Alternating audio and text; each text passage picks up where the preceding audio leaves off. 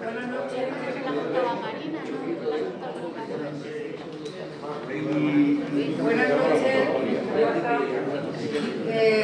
Sed todos bienvenidos, tanto socios como no socios, a esta conferencia que ofrecemos hoy dentro de nuestro compromiso cultural, que ya sabéis que Sociedad Histórica tiene con el pueblo.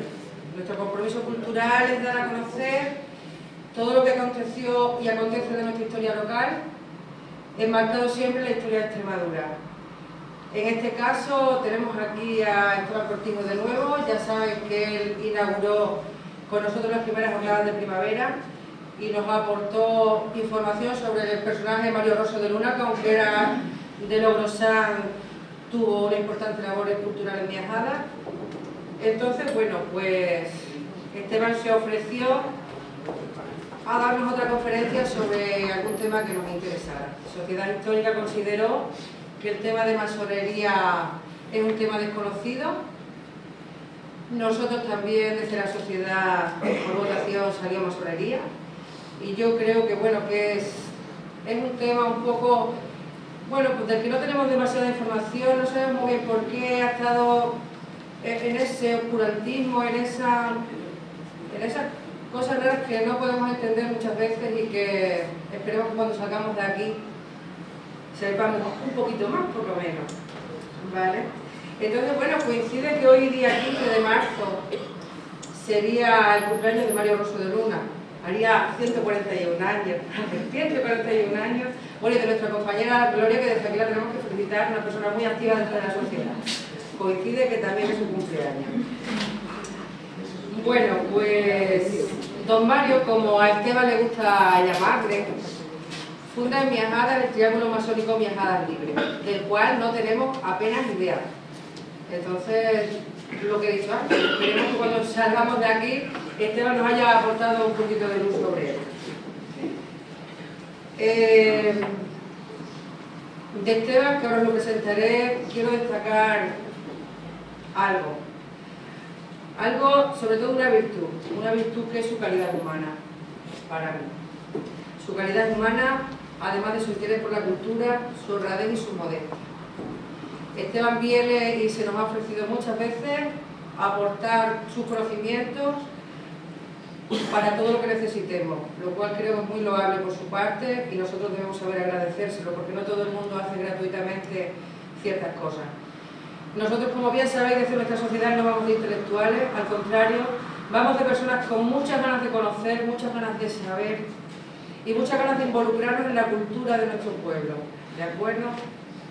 Entonces, en esa línea, creo que Esteban ha entendido nuestra forma de trabajar, creo que él también trabaja así, con lo cual le agradezco muchísimo que esté aquí. Él es doctor en filosofía, profesor jubilado ya desde octubre de este año, con lo cual creo que va a tener mucho tiempo para dedicarse a lo que le gusta. Licenciado en Ciencias de la Información por la Universidad Complutense de Madrid y es un especialista señor en la obra y vida del astrónomo, periodista y teósofo y ateneísta Mario Roso de Luna. El mago rojo de Logrosán, acerca del cual ha publicado varios libros. Mario Roso de Luna, teósofo y ateneísta.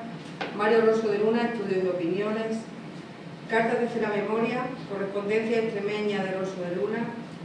Su producción literaria también se extiende por el resto de sus especialidades: ética, filosofía, didáctica, masonería y esoterismo, masonería y Extremadura, Rosa Rosae, sobre la educación en Extremadura. En 1994 fundó el Centro de Estudios Mario Roso de Luna, transformado en el 2000 en el Ateneo de Cáceres, del cual es actualmente presidente. Fue profesor de Historia de Filosofía en el programa Universidad de Mayores de la UNES y en el IES profesor Hernández Pacheco de Cáceres, de donde allí se ha jubilado este año. Ha formado parte de la directiva de asociaciones como Escritores Extremeños, Asociación Pedagógica, Escuela de Verano de Extremadura y Centro de Filosofía para Niños. Pertenece a la Asociación de Hispanismo Filosófico y a la Asociación Colegial Escritores de España. siendo también profesor emérito del Instituto Brasileiro de Difusión Cultural Sao Paulo. Colabora en prensa y ha sido ponente en congresos sobre sus materias que se extienden por España, Portugal, Cuba, Francia, Argentina y Brasil. Recientemente le han nombrado cronista de su pueblo natal, Cañamero. Nosotros seguiremos trabajando en pro de la cultura, que cada día nos enriquece y nos anima a seguir luchando. Por eso espero que el tema de hoy nos apasione a todos, que descubramos cosas nuevas y, como alguien dijo alguna vez, cuando conoces a un masón, se disipan las dudas. Nada. Muy bien, muy bien.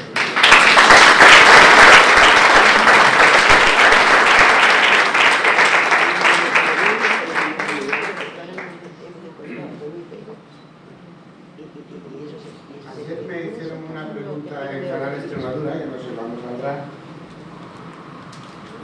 por esto de qué es la masonería.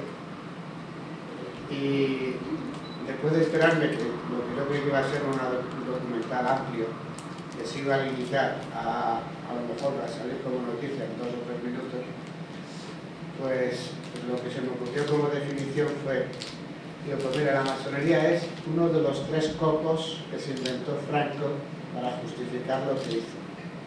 El otro copo era el comunismo y el otro copo eran los judíos, en vez de decir que era la mitad o más de los españoles. Entonces, dicho esto, justifico a las personas que todavía ven en una sociedad democrática de ya tantos años la masonería como una cosa rara. Acabamos de ver la movida que hay para nombrar un papa. Incluso gente agnóstica y atea le encanta que un papa pues, sea por primera vez un jesuita y se llame Francisco. Yo que me he educado muchos años con los franciscanos, para mí Francisco de Asís siempre será un personaje fabuloso, pues entiendo que si uno quiere ver diablos, justo los ve donde hay ángeles, porque si no hubiera ángeles no habría diablos, y viceversa. Y si hay falsos profetas es porque en algún sitio hay profetas o ha habido profetas que no han sido falsos. Bien, pues hecha esta introducción más o menos periodística, ¿verdad, Lourdes? Pues yo creo que me vais a permitir una página y media, más o menos para, ahora sí como al principio, llamar vuestra atención con más intensidad, porque luego tenemos 84 diapositivas que dándoles a medio minuto cada una, pues nos colocamos en 40 minutos. Así que a mí más de 45 minutos no me gusta hablar, porque lo interesante es que ya tenéis algunas inquietudes porque podáis preguntar de lo que sea, bien porque se provoque o se sugiera en esta charla, o bien porque habéis leído cosas, entonces sobre todo necesitáis un poco de claridad en esa guía, en ese ruido enorme que hay cuando tú en internet pones la palabra masonería. Cualquiera sabe que si tú ves un libro que se titule El secreto masónico desvelado, pues vamos, todo el mundo quiere verlo, eso, ¿no? No hay secreto masónico, pero 30 o 40.000 libros con esos títulos de vender. Entonces, lo que uno necesita es que en esa amalgama, en ese cóctel enorme que hay de informaciones, bueno, pero ¿qué es lo que podemos de verdad entender por esto sin mucho riesgo a equivocarnos o a estar en un error? Eso es lo que voy a intentar modestamente en este rato. Pues bien, sin más historias, todo el mundo, todos nosotros, todo el mundo tiene una idea de lo que son las cosas y todo el mundo sospecha que los que dicen cómo son las cosas, con frecuencia, si no siempre, nos engañan. O sea, son hipócritas o mentirosos. Lo anterior, esto, es causa de que a lo largo de la historia haya habido muchos individuos que han denunciado esta situación y han contado a su vez las cosas de otra manera. Son relatos o grandes cuentos acerca del pasado, sobre todo de los orígenes, que nadie sabe ni sabrá, pero también se atreven con el futuro y con el juicio final. Hay gente que lo sabe todo. Los profetas lo adivinan y anticipan cuando nadie lo cree. Son las víctimas Pero cuando este nuevo relato se impone, se necesitan muchos capataces y obreros para mantenerlo y castigar a los disidentes o incrédulos. Estos son los verdugos. ¿Dónde empieza la masonería? ¿O qué es la masonería? Las ideas las tenemos, en las creencias estamos. Esto es una frase de Ortega y Gasset, filósofo español. Y esta frase de Ortega nos basta para considerarnos todos, por ejemplo, cristianos. Creencias, cada cual tiene sus creencias. En ellas vives, no las dudas. Lo que quiere decir es que las primeras, las ideas, las podemos cambiar. Las creencias ni nos planteamos siquiera cambiarlas. Un tiempo histórico en el que se ve esto de forma muy nítida es la Edad Media. Y la catedral gótica es el mejor símbolo de aquella subordinación de las cosas reales, la tierra, los hombres, a las cosas espirituales, el cielo, Dios. Había muy pocos maestros arquitectos que supieran diseñar y construir una catedral. De hecho, muchas se caían. Y el espionaje científico, arquitectónico en este caso, estaba a la orden del día. En 1350 aparece por vez primera la denominación de francmasón, pero mucho antes los gremios de constructores de la Edad Media habían obtenido de los papas libertad para moverse al margen de las leyes de las ciudades por donde pasaban o en las que se instalaban para construir una catedral o un monasterio. Estamos en el siglo XIV. Estos gremios de constructores van a dar lugar a la masonería. Construir una catedral era obra que duraba más años que levantar una central nuclear, hoy día. En su construcción intervenían especialistas de países, lenguas y religiones distintas. Cada profesión tenía sus oficiales que enseñaban a los obreros y admitían a los aprendices. El arquitecto o alarife era el maestro. A primera hora el maestro reunía a sus oficiales y en el suelo blanco de yeso trazaba los planos con los objetivos del día. Entendido el cometido de cada cual, se borraba para que nadie supiera qué ni cómo se iba a construir.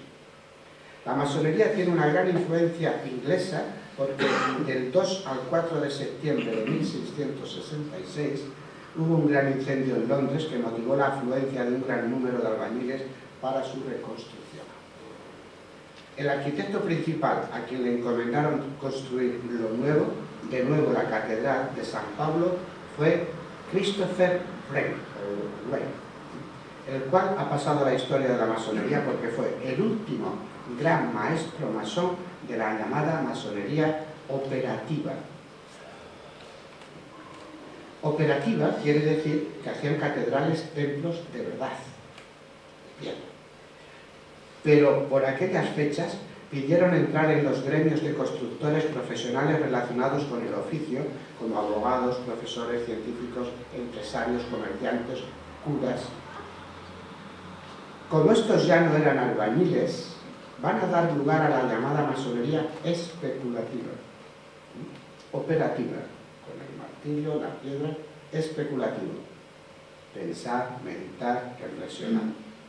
Dicho brevemente, tendrán como objetivo construir el templo interior limpiando de vicios su vida, igual que los operativos pulían los bloques de piedra, dejándolos listos para levantar arcos y muros.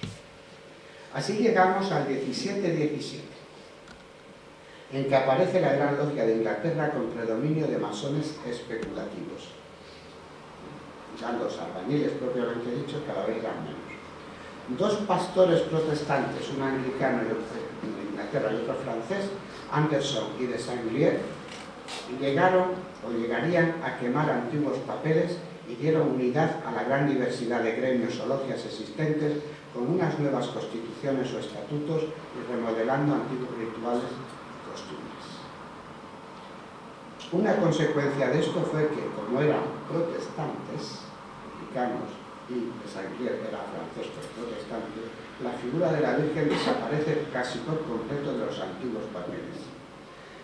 Esto de la figura de la Virgen lo digo porque yo las primeras veces que hablaba de masonería solía decir que era una asociación de influencia protestante, porque como los protestantes son más vivos y sin embargo en los textos antiguos que se recopilan y se han podido recuperar, pues igual que se invoca o se da las gracias a Dios, aunque se le llame gran arquitecto del universo, pues también aparecía la Virgen.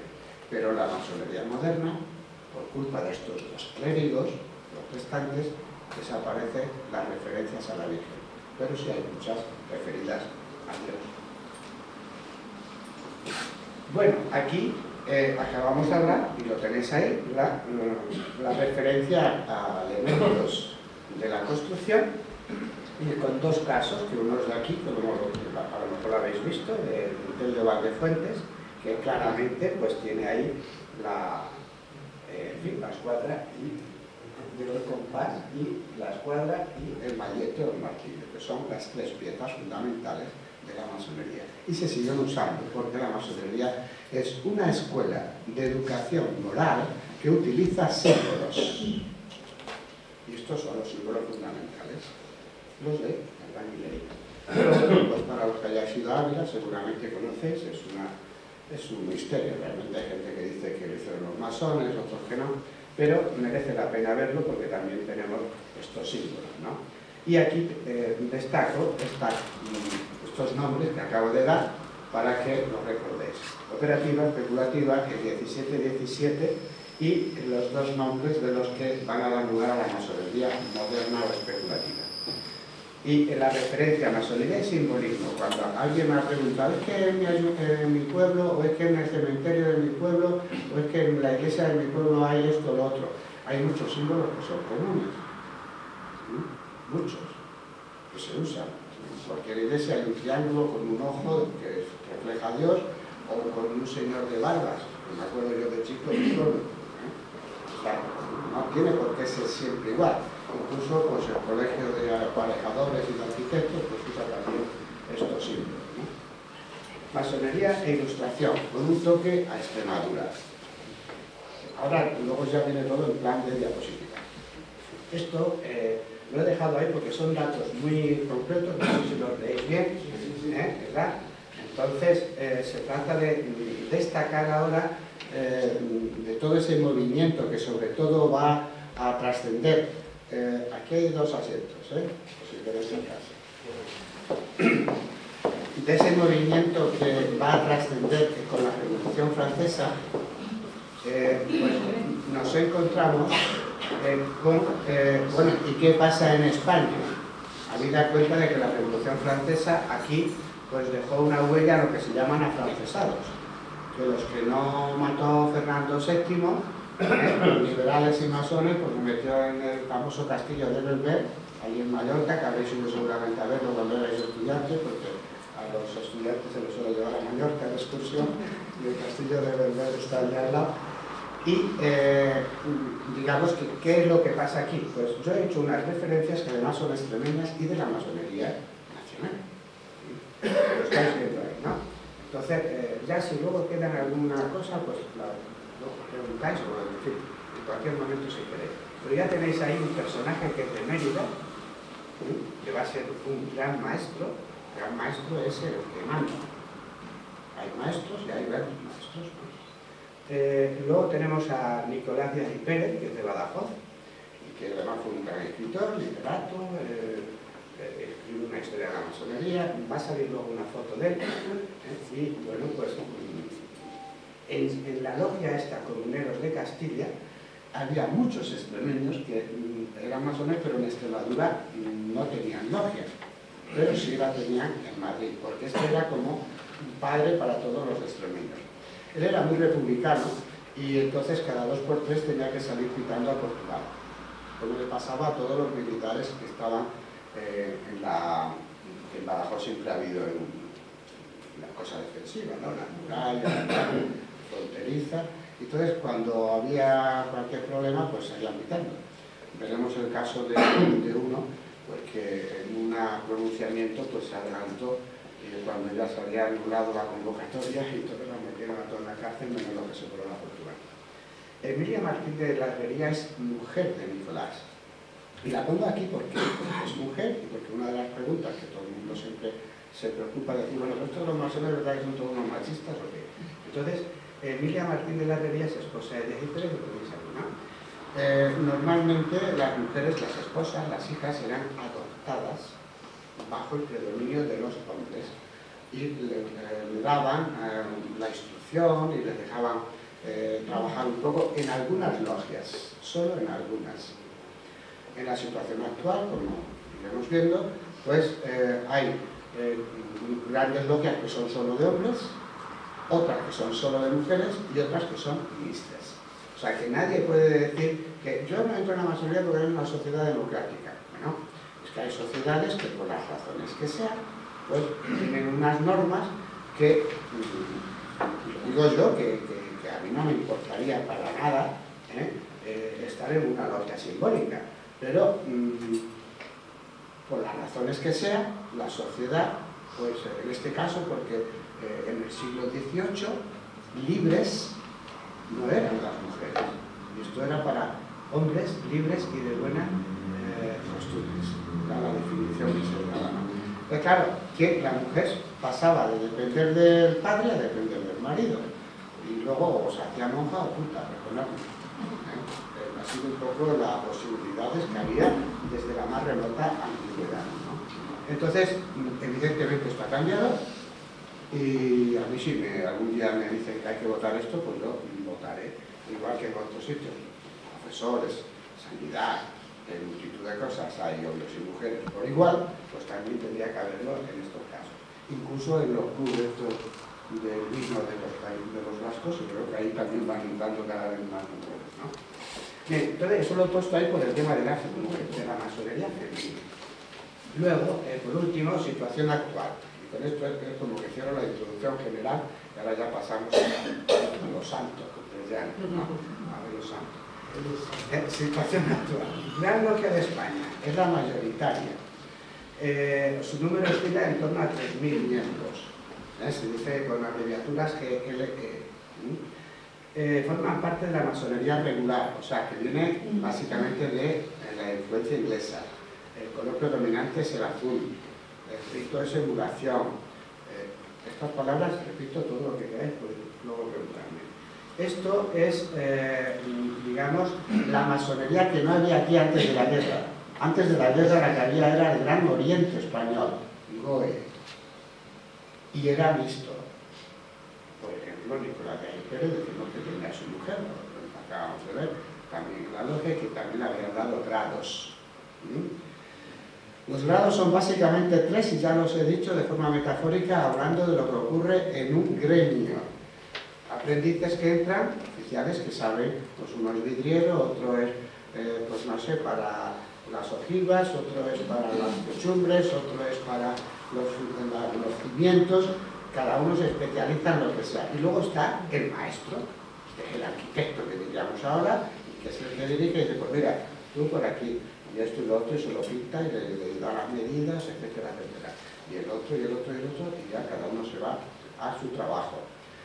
Cuando mucha gente dice que los símbolos masónicos los han visto, por ejemplo, en catedrales, sobre todo en escaleras de estas, en los castillos, en monasterios y tal.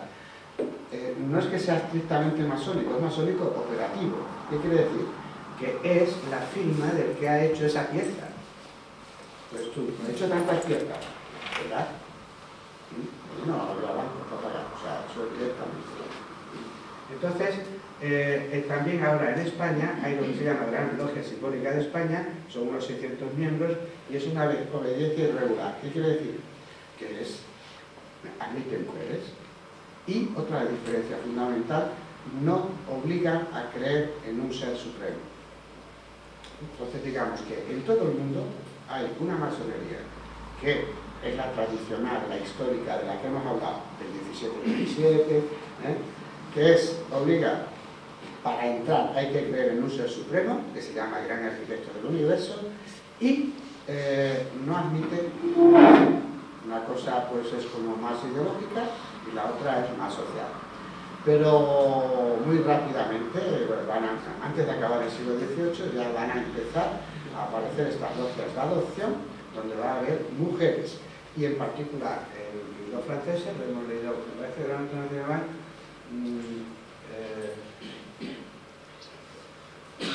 aquí. Desde 1877 el Gran Oriente de Francia inicia la masonería irregular o liberal. La palabra liberal es más positiva que irregular, porque uno es irregular respecto a algo que se considera regular. Entonces, admitir mujeres y admitir ateos o agnósticos, así digamos que si no tienen una creencia clara en un ser supremo, pues digamos que eso sería masonería irregular, ¿vale? Bien, pues con esto, este libro es el último que he coordinado y dirigido hablando sobre masonería y Extremadura, y que tuvimos unas jornadas con, en fin, con autoridades diversas en distintos campos, y que tiene el color azul y el color rojo, que son los dos colores básicos de la masonería. El azul es inglés, más antiguo, regular, clásico, machista. El rojo es más francés, regular, liberal, mixto, que siempre el rojo. El rojo se identifica más con lo que se llama rito escocés antiguo y aceptado, que aunque pone escocés es más común fuera de Inglaterra. Y el rojo siempre es un color, pues como la bandera comunista, ¿no? Es un color más fuerte, ¿no? Más revolucionario. La masonería, ya entraremos cuando hablemos de poder y masonería, es revolucionaria sobre todo en épocas de dictadura. Hay muchos masones que no aceptan la dictadura. Pero uno de los principios básicos de la masonería es respetar las leyes del país. Eso es fundamental. Aunque no te guste. Si te haces masón, pues en algún momento estará un brindis por el jefe del Estado, y si estás en España, a lo mejor si tú eres republicano, pues dirá, brindarás o con buena cara o con mala cara. Pero el brindis se hace. ¿Entendido eso? Es importante porque a veces, como en España, van a achacar a la masonería todo tipo de males, y sobre todo como para ser más eficaces los grandes liberadores de la República Sudamericanas eran masones, pues San Martín, el Bolívar, el Higgins, en fin, todos en esa época que convencieran más o menos, pero estaban en esa línea. Y repito, sobre todo, en algunos casos, Miranda, por ejemplo, pues es un caso especial, en algunos casos porque la comunicación y la información iba más rápida vía logias que por el correo. Bueno, para hablar un poco de este esquema que lo he puesto antes, para si queréis ir leyendo algo, está Fernando VII identificaba masones y liberales, ¿sale? La lengua. Unas veces los atacaba más, otras veces los atacaba menos. En un siglo XIX, que a pesar de los pesares, fue de los siglos más democráticos, que tuvo más etapas democráticas en este país. Esto es un libro en el cual participo con un personaje que es el abuelo de Mario Rosso de Luna, sobre el cual nadie sabía nada y nadie decía nada. Está pues el quinto por la cola. Julián de Luna y de la Peña, Santa Capilla, Cabeza del Buey, sobre todo ese fue de chico de Cabeza del Buey. Humanidades, catedrático de Matemáticas y de Agricultura, funcionario constitucional, jefe político, fue jefe político, o sea, gobernador civil, de Cáceres, de Vizcaya y de Huelva. Entonces, ¿por qué pongo esto aquí? Porque estos de aquí hay la mitad, por lo menos, eran masones, sin embargo, no están localizados en logias extremistas. En esa época, en Extremadura, prácticamente se podría decir que ni siquiera había logias.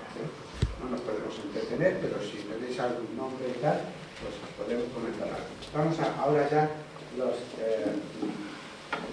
capítulos, por decirlo así, de la logia, personajes relevantes, la masonería política, masonería de iglesia. Vamos allá. Esto es una logia, templo o taller. Esto es la unidad básica de la masonería y una logia soberana. Ser soberano quiere decir que hacen lo que les da la gana si quieren. O sea, que solo aceptan como autoridad a quien les da la gana. O sea, que se asocian con otros, pues porque hay similitud, porque les gusta, porque no están en la misma provincia, en la misma ciudad, por algún motivo. Y la logia es el grupo de masones que hay en un determinado momento, y también recibe el nombre de logia el sitio donde se reúnen. Logia viene de lodge, más o menos, en inglés, que es pues el habitáculo ese que veis en las grandes obras, ¿no? Que pasan por la, ¿cómo se llama? La estancia, ¿no? Sí, una estancia, sí, pero no tiene un nombre. Sí, pero que tiene un nombre en castellano también, que es eso, una vivienda provisional.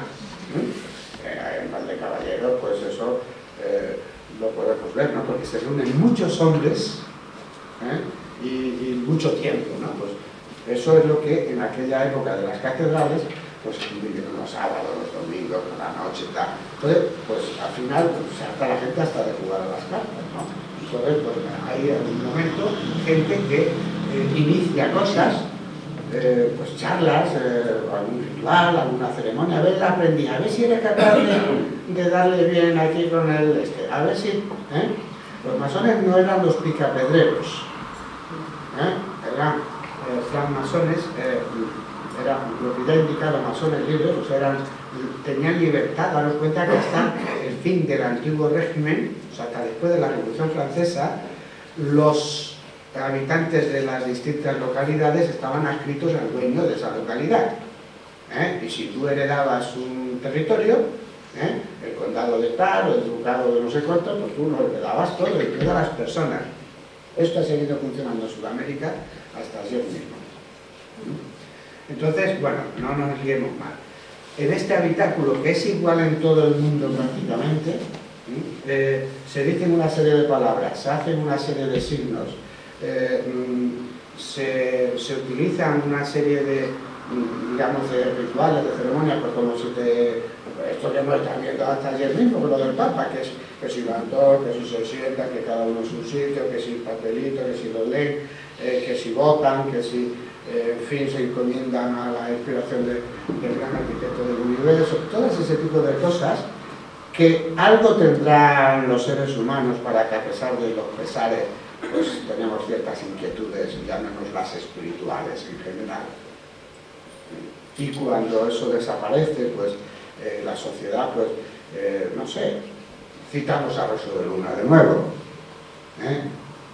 que Rosso ya había visto lo de Nietzsche, lo de fin del siglo XIX y tal. Dice, ahora que no creemos en Dios, creemos en cualquier tontería. Entonces, claro, es un tema fuerte, es un tema fuerte. Entonces, hay personas que son empresarios, son profesores, son, yo qué sé, médicos, son curas, son policías, son lo que sea, ¿no?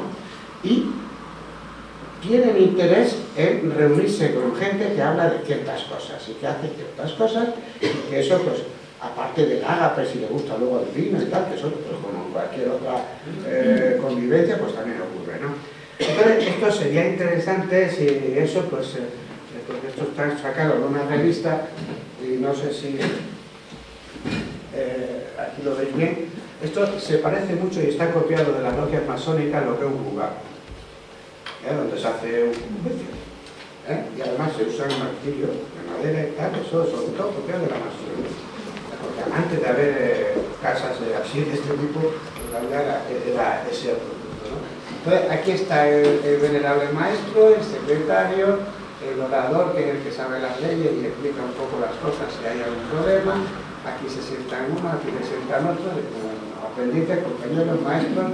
Hay una serie de cosas, columnas, simbolismos, y hay un guardatemplo, sobre todo en la época que son perseguidos, pues hay que poner a alguien en la puerta, pues acaso viene la policía.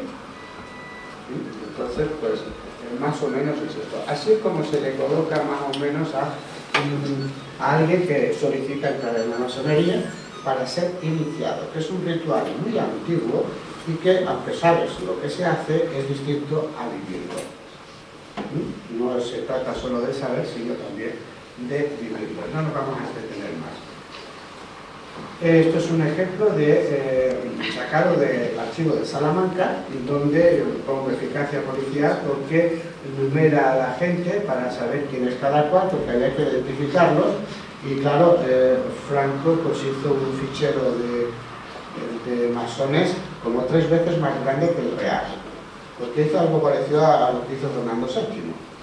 Todo lo de la caja de la marca lo llamo masones o comunistas y ya está. Entonces, en el mismo archivo de Salamanca, pues hay montones de papeles, salvo los que se han llevado los catalanes, que es de masones y de sindicalistas, políticos, etcétera, etcétera, ¿no? Esto viene muy bien también incluso ahora a la hora de identificarlos, ¿no? Escenario ilustrado de la ideología de músicos en Viena. ¿Quién no ha oído hablar que vamos hasta los periódicos, ¿no? Música clásica, entonces siempre hay un CD de música masónica. ¿Por qué? Porque Mozart y su padre fueron masones y porque hay unas músicas inspiradas en la masonería fantástica, ¿no?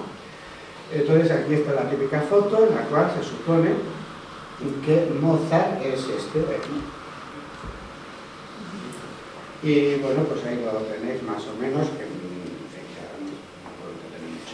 aquí tenemos, ¿por qué en España hay este rollo con la masonería? Porque aquí, pues, yo qué sé, que no han podido trabajar tranquilos prácticamente nunca.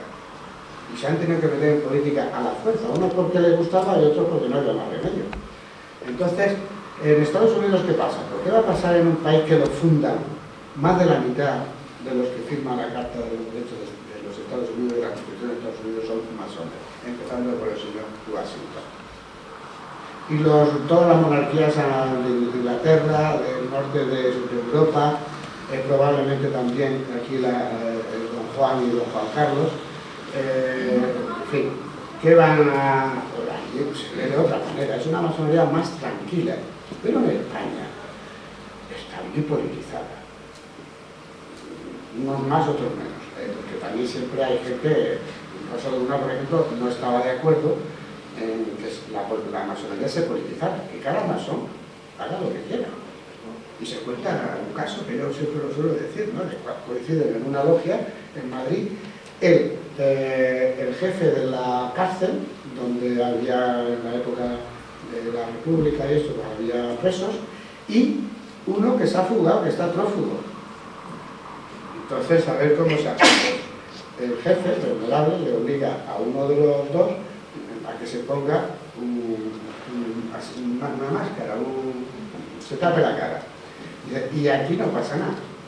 Porque cuando salgáis fuera, que cada cual cumpla su deber. Pues antes, bueno, ¿habéis leído la historia tan bonita de Washington? Hablando aquí de gente que ha sido masón. Lo veis ahí, incluso algunos se sorprenderán, por ejemplo, no sé si lo aquí de Survey, bueno, la Mónica Jade, sabido, ¿no? Gente en muy diversa condición y tal, ¿no? Pues lo de la historia de Washington y su jardinero es que cuando Washington estaba en la Casa Blanca, el jardinero le llamaba señor presidente, pero coincidió que cuando en esa época Washington iba a su logia y Washington al su mismo jardinero le llamaba venerable maestro, porque era el jefe de la logia donde trabajaba. Algo parecido se cuenta también aquí en España. El presidente Truman, que viene, bueno, que es de la bomba atómica, en fin, unos dicen que sí, otros dicen que no, porque realmente mucha gente se libró de morir, pero aquí cayeron muchos, ¿no? Entonces, aquí cuento cosas del presidente Truman para indicar un poco cómo está la cosa ahora con respecto a los presidentes americanos y no americanos, que prácticamente murió casi de la miseria y que solo tenía su casita en donde había nacido después de dejar y de haber sido probablemente presidente norteamericano de más relieve hasta ese momento. Todos estos que veis aquí son masones, no sé si se ven los nombres, sí, ¿no? Se ven bien, ¿no? Uno tenéis más que otros, pero algunos volverán a salir ahora. Esto lo tengo recortado de la ABC, no penséis que he ido a periódicos raros. Masonería en los episodios nacionales, si lo habéis leído, lo de Pérez Galdós, pues ahí tenéis la importancia que tuvo la Electra, es fabulosa. Yo suelo contar una anécdota que leí en la revista de Extremadura, que cuando se estrenó esta obra de teatro en Valencia de Alcántara, fue justo el 31 de diciembre, y no, el 31 de diciembre no, el día de Navidad, el 24, ¿no? El 4-25. Y como es un mensaje muy anticlerical, Galdós no era masón, era un novelista y escribe de masones y otras cosas, pues como escribe los episodios nacionales hay, pues sí, hay el Grande Oriente Sur, y no especialmente simpático con la masonería, pero era muy anticlerical y en la obra esta de Electra lo era también. Entonces, en Valencia de Alcántara salieron en procesión, en vez de hacer una procesión religiosa, hicieron una procesión laica inspirados por Pere Galdós. Aquí tenemos un caso de esto de la política y la masonería y tal. Este no es un cualquiera, ¿no? El testimonio corresponde a un debate parlamentario en 1894. Y aquí lo que se pretende decir es que Praxedes del Marqués Sagasta, que fue el presidente del gobierno, entonces lo de la época de la regeneración, ¿no? De 25, o sea, digo 25, que una época eran los conservadores y otra época los liberales, y se iban turnando. Pues él aquí, como le reprocharon ser que era masón y tal, entonces él, si lo estáis leyendo, viene a decir más o menos que, bueno, que si le hubieran dicho que eso de ser masón era malo, pues que no lo hubiera sido, porque vamos, que eso de ser masón que le daba igual, que él era presidente del gobierno en ese momento y que si al Estado español, pues, o a su señoría, al diputado Vázquez de Mella pues, que lo hubiera dejado ser. Es una manera clara también de defenderse. Porque si algo se ve negativo, pues mira, dicen, no, yo que pasaba por aquí. ¿No? Hay mucha gente, las declaraciones de los juicios que hacía en la época de la guerra y posterior a la guerra, que le echaban la culpa a Rosso de Luna de ser masones. Porque Rosso murió en el año 31, incluso amigos suyos. Dice, no, yo es que como Rosso era tan buena persona y tal, y me dijo esto de los masones, no sé qué, porque Rosso habla muy pocas veces de la masonería. Esto es una logia que habéis visto en el archivo de Salamanca, si habéis ido alguna vez por allá, porque ahora no hace falta ser investigador ni nada, o sea, que la enseñan a todo el mundo. Está hecha por los propios guardias civiles, que eran los que recibían todo lo que de las distintas logias españolas le llegaba allí a Salamanca. Y entonces pues está hecha de aquella manera, ¿no? Aquí destacan mucho las capuchas que se ven allí al fondo, ¿no? En lo que se llama el oriente, que el norte, sur, este y oeste, ¿no? Entonces el este es el oriente, el oeste por el suroeste. Entonces, estas capuchas pues llaman mucho la atención. Se usaban, por ejemplo, en el caso que comenté antes, cuando había gente que coincidía, y en algún ritual, igual que ocurre en la Iglesia Católica y en cualquier otra iglesia, en asuntos funerales. Se puede también usar precisamente porque la ceremonia fundamental de la masonería celebra un entierro, o sea, la muerte de un maestro que le han matado, entonces pues se busca ver quién es el culpable de haber matado. Entonces es vivir la muerte, cosa que ahora no se habla, es el tabú número 1 de la sociedad en la que vivimos. Puedes hablar de caca, culo, pedo, pis y de todo lo que tú te dé la gana, pero de esto no. Esto de que nos vamos a morir, que es la verdad más verdad de todas las verdades, parece que no. Y ya con los tanatorios y tal y cual es que casi ni te enteras, porque antes en el pasillo de tu casa o en el... Eso era como más próximo de tratar, ¿no? Aunque al final siempre se acababa con el anisete y con las perrumillas y tal y cual. Yo todavía me acuerdo un poco de eso. Esto es más o menos, es la gran región de Nueva York. Pero estas hay más. Pero claro, son sitios donde no han sido perseguidos nunca. Han constituido con cualquier otra asociación. A partir de 1978, con la democracia, con España, que esto se legalizó. Igual que un sindicato, igual que una asociación cultural ecologista, igual que lo que sea, ¿no? En una democracia no puede haber heterodoxia, nada más que lo que es antidemocrático, que lo único que puede ser terrorismo. Tú puedes defender lo que quieras siempre y cuando respetes la vida de los demás. Bueno, esto nos llevaría para otros temas, pero bueno. Este libro lo escribió Franco. Para daros cuenta de lo que le afectaba a lo de la masonería. Y lo escribió, ahí lo estáis viendo, uniendo unos artículos que había publicado con esa abreviatura, JB, que son dos abreviaturas de un whisky famoso y también son el nombre que tienen dos columnas dentro de la masonería. Entonces, digamos que quiso como ir derecho al grano, por decirlo así, ¿no? Pero ¿qué es lo que le pasaba a Franco con la masonería? Aparte de que creo que el papel donde se le deniega su ingreso en la H, según me han dicho este fin de semana, yo no lo sabía, parece que está en no sé qué museo o logia de Francia. Todo el mundo lo dice, pero yo un papel concreto que diga que él pidió entrar y no la admitieron no lo había visto nunca, y todavía no, pero me fío de la persona que me lo ha dicho. Pues el problema de Franco con la masonería, aparte de lo del coco que he dicho al principio, como lo de comunista y lo de judío, pues es su propia familia, sus padres, pues sus hermanos, etc. Ya lo estáis viendo aquí, ¿no? El rebelde, y además era un poco playboy, un poco surillo también, todo hay que decirlo, fue masón y gran amigo personal del musulmán converso y fundador de la Andalucía de hoy, que es Máximo Manto. Franco era el raro de la familia, por decir poca cosa.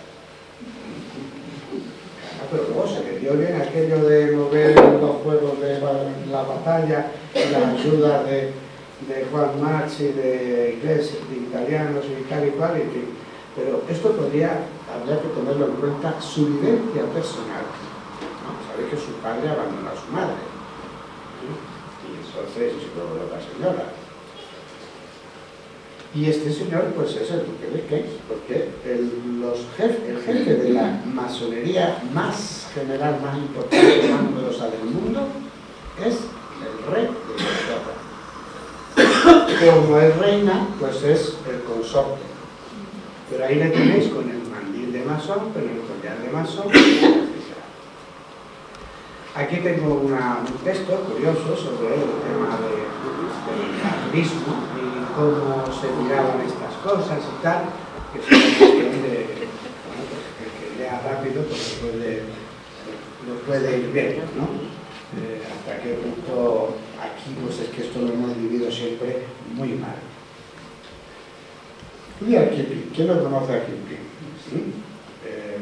Aquí también es un personaje, habéis visto El hombre que no quiso reinar, seguramente, por los dos grandes actores, Michael Caine y tiene el otro, el de 007, el Connery. Es una gran película donde aparece la palabra masonería, donde aparecen símbolos masónicos, porque el que lo escribe es Kipling, que es un funcionario de alto nivel del colonialismo británico en la India, y que escribe una serie de obras que están muy relacionadas con lo que es el simbolismo y lo que es la forma de interpretar la vida del masón.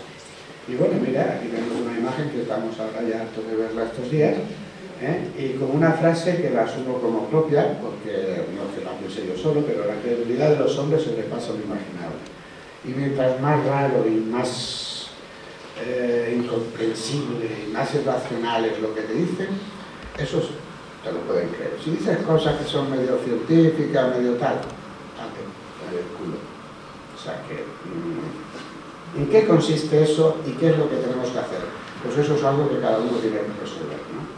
Entonces, veis ahí, algunos dicen que la masonería es antigua y que sus principios de respeto a la conciencia y a la libertad de los pobrecitos seres humanos sin catecismo ni pastor han quedado trasnochados. En última instancia, como decía con lo de la logia, es una especie de misa, pero no es siempre el mismo cura. En junio se elige al que va a ser el jefe de septiembre a junio. Entonces, ni siquiera 4 años, no, 1. Eso es un punto diferente.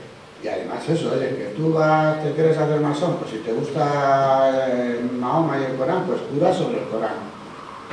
Si te gusta ir a la India y has venido vestido de Hare Krishna, pues cura sobre los Vedas o el Upanishad o lo que quieras. ¿Qué eres cristiano de la Biblia protestante o cristiano de la Biblia católica? Pues sobre la Biblia. Libertad de conciencia. Ahora tú comprométete, pues luego, pues a lo que es ese trabajo y esa búsqueda con la gente que está a tu alrededor. Opiniones católicas, o sea, condenas de Roma a la masonería. Ahí tenéis una buena lista, casi que desde el principio. ¿Os dais cuenta? Del 17-17, pues rápidamente al 17-38, primera condena papal, Bula in eminenti, del Papa Clemente XII, del cual he sacado el texto que hay a la derecha. Creo que se puede ver bien, para sacar una idea. Ahora los dogmáticos y así de demasiado reaccionarios, inquietos, porque los últimos papas no han sido muy explícitos condenando la masonería, dicho así como en general. Y entonces, pues los que son así como que tienen ganas de sangre, sobre todo en algunas páginas web que podemos consultar, pues lo que quieren es que el Papa diga algo concreto y que machaque, que diga claramente que no pueden ser masones los católicos y tal, ¿no? Cuando ya he dicho al principio que los fundadores fueron los clérigos, porque tanto que los clérigos, ¿no? Y que, bueno, obispos y sacerdotes y tal, los ha habido y los hay, incluso en España. Extremadura, María Rosa de Luna, Miajadas y otras logias extremeñas. ¿Cómo vamos de tiempo? Hemos empezado un poco tarde, ¿no? A menos 20. Ya van los 45 horas. Bueno, pues vamos a ir a prisa para que haya más tiempo. La opinión de Rosa de Luna, ya para este paso que va a ir a foto y tal. Esto es un documento invitando a Rosa de Luna a que dé unas conferencias a los masones de Barcelona. Y ya veis un poco los modelos, ¿no? Veis los modelos de correspondencia, por decirlo así. Esto es un señor cuyos nietos justo primero dieron una conferencia y viven en Plasencia. Firma Linera, que era como el secretario de lo que se llama Supremo Consejo del Grado 33. En la media hay apunte compañero y maestro, que es lo básico. Lo básico quiere decir que es la masonería. Pero luego hay toda esta película de, yo qué sé, lo de Dan Brown, de lo del Código da Vinci o de otras novelas que hay sobre estos temas, que si el Priorato de Sion, que si la Orden de Malta, que si los iluministas, que si o Illuminati, que la Correal, por supuesto templarios, todo este tipo de cuestiones que salen, pues hay mucha gente que se lo cree. Pero los templarios los fundó el Papa y los eliminó el Papa. Lo demás son vainas. Pero ahora usted puede organizar lo que le dé la gana. Yo siempre digo una frase que decía una de las personas que ya no vive, pero que es de las pruebas que yo he aprendido de las cosas. Y al único al que le he dedicado yo un libro. Y decía, mira, tontos hay millones. Lo difícil es juntarlos a todos y vivir a su costa. Pues hay mucha gente, que solo con que tú y otros, ponle 500.000 como tú, le mande 1 euro al mes, tiene 500.000 euros. ¿Y conseguir qué? 500. Pues a base de algún periódico, de novelas, de algún vídeo, de alguna cosa así llamativa, escandalosa, de no sé qué. Las redes ahora esto lo están facilitando mucho. Volvemos a lo de antes, hay mucho ruido y pocas luces. Entonces, tener un poco de criterio para decir, bueno, pues mira, aquí no lo tengo claro, pero esto desde luego no. Y que tengas un poco de criterio, pero eso pasa en todo, en política y en la vida erótica y sexual, en la familia y en la educación y en todo. Se sabe tanto que no se sabe nada. Cuando hay mucha información, no hay nada de información. Esto los periodistas lo estudian todavía, supongo, en la Facultad de Periodismo. Esto es una especie de, un nombramiento a Rosso de Málaga y no sé qué. Esta es la calle que tuvo él, murió el 8 de noviembre del 31 y en enero del 32, por suscripción popular, se le puso esta placa en la calle del Buen Suceso, que era la suya. Y bueno, pues poco después de ponerla ya la empezaron a romper. Yo tengo esta foto porque le hicieron que cae de la inauguración, pero por más que intentar encontrar esta lápida en el Ayuntamiento de Madrid no lo he conseguido. Y es porque, claro, aquí había mucha gente en Madrid, como sabéis, la quinta columna, aunque Madrid fuera republicana, pero había mucha gente de este tipo, ¿no?, en contra de estas cosas. Y aquí se le ve claramente simbología abajo, pues en la cruz, de la antorcha, de la luz, la ilustración. Y bueno, pues nada, esto me lo contó su nieta, Ofelia, que pues eso, que fueron algunos falangistas y le dijeron a su madre, la hija de Rosso, Sara, que nació aquí, y le dijeron, qué pena que el masonazo de tu padre haya muerto porque si no le matábamos nosotros. Eran tiempos terribles, como sabes. Logias extremeñas, todas estas son nombres de logias extremeñas. Si sois de algún pueblo de nuestras viajadas, pues ahí tenéis. Supongo que también puse las viajadas, porque tú lo hice hace mucho tiempo. Anda, pues no, claro. Bueno, pero la tengo ahora, ¿eh? Bueno. Ahí está que sirvo del libro. Pero ves que hay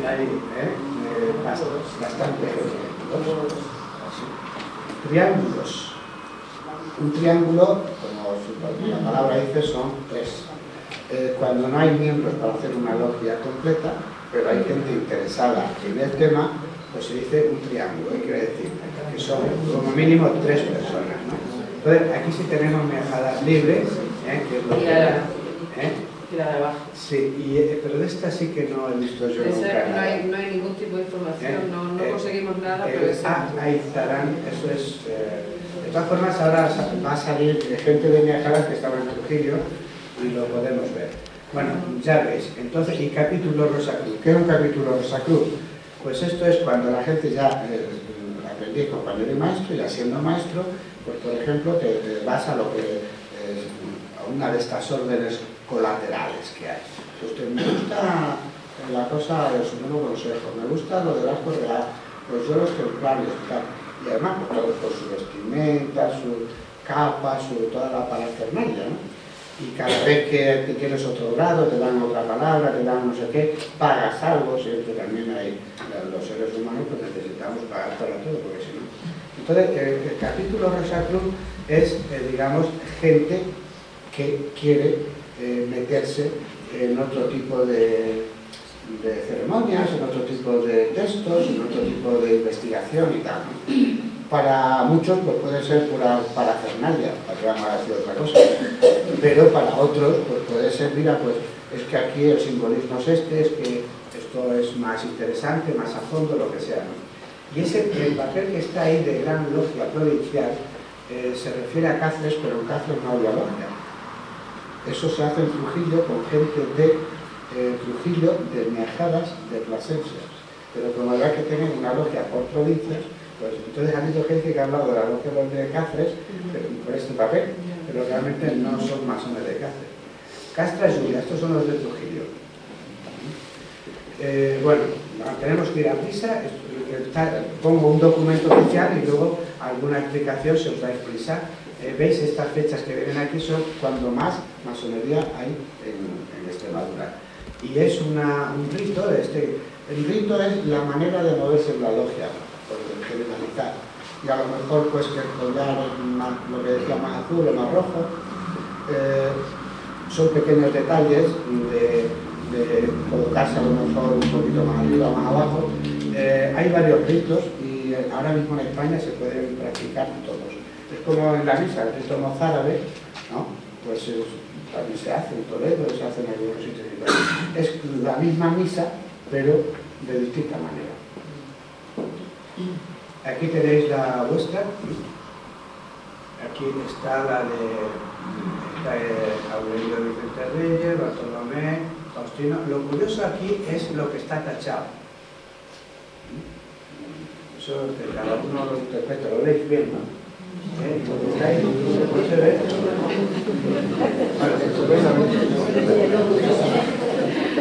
Esto es la confirmación solemne de que en los valles de Miajadas, valles quiere decir la zona de Miajadas, Cáceres, hay una respetable logia simbólica que es poner un triángulo, y luego esto está ahí como tachado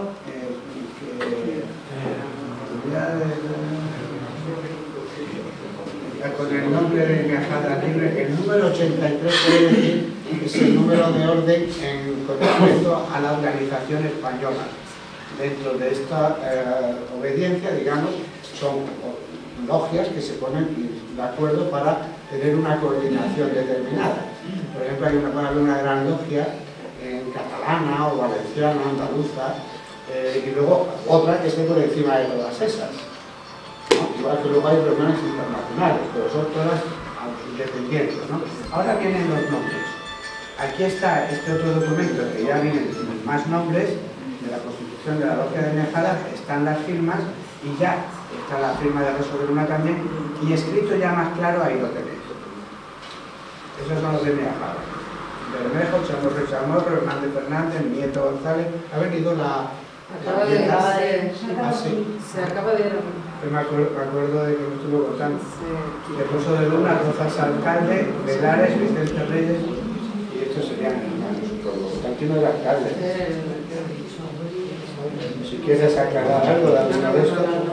Bueno, ya el año pasado puse, hablando así en general de Rosso y Nejadas, eso puse más datos de esta gente, ¿no? Este de verdad hay firmeza de Rosa, que Rosso aquí no estaba. Esto es antes, cuando Rosso era muy jovencito, y además yo tengo un documento escrito por él que dice: nunca seré de los que llevan el mandil.